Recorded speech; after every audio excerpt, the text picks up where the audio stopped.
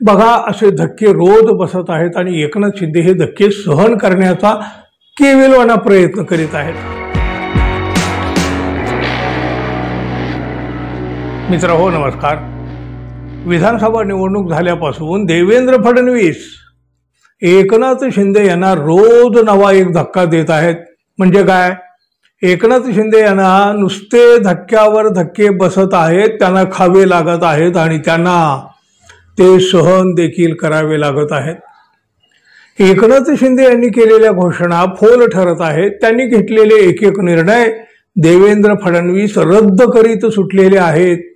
काहीच्या चौकशाही लावलेल्या आहेत.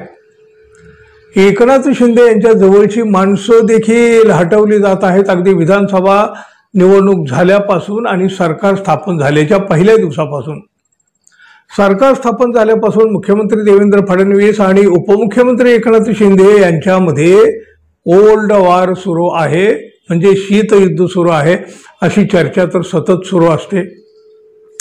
यातच आता मुख्यमंत्री देवेंद्र फडणवीस यांनी उपमुख्यमंत्री एकनाथ शिंदे यांना एक मोठा धक्का दिला आहे.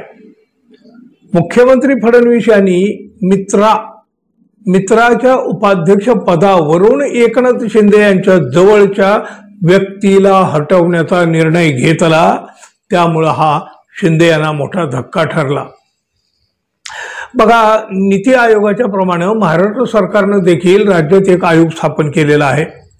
महाराष्ट्र इन्फॉर्मेशन अँड ट्रान्सफॉर्मेशन संस्था, म्हणजे याचा शॉर्ट फॉर्म आहे मित्रा असं या आयोगाचं नाव आहे.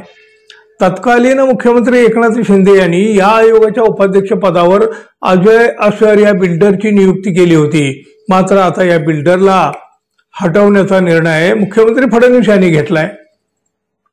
बघा, जी माहिती आपल्या उपलब्ध होते त्यानुसार बिल्डर अजय असर हे ठाण्यातलं मोठं प्रस्थ आहे. एकनाथ शिंदे यांचे खास मित्र आहे. एकनाथ शिंदे यांनी आमदार झाल्यानंतर ठाण्यातील अनेक महत्वाचे प्रकल्प किंवा रिडेव्हलपिंग प्रोजेक्टमध्ये या असर यांना प्राधान्य दिलेलं होतं, आपले मित्र असल्यामुळं. तर मुख्यमंत्री असताना शिंदे यांनी त्यांना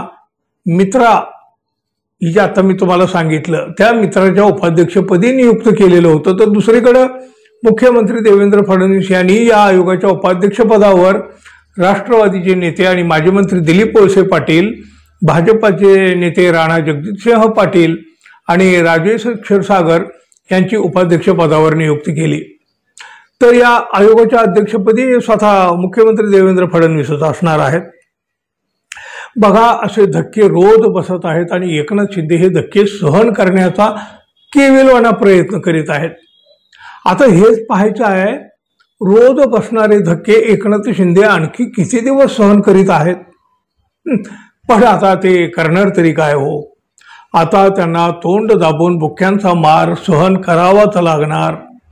अहो, ईडीच्या जवळ असलेले पेंडिंग फाईल्स त्यांना, म्हणजे एकनाथ शिंदे यांना काही हालचाल करू देतील का हो? नाही, तुम्हाला काय वाटतं तुम्हीच सांगा. आणि आपण अजून आपल्या चॅनलला सबस्क्राईब केलं नसेल तर कृपया सबस्क्राईब करावं ही अपेक्षा आहे. धन्यवाद. पुन्हा भेटू.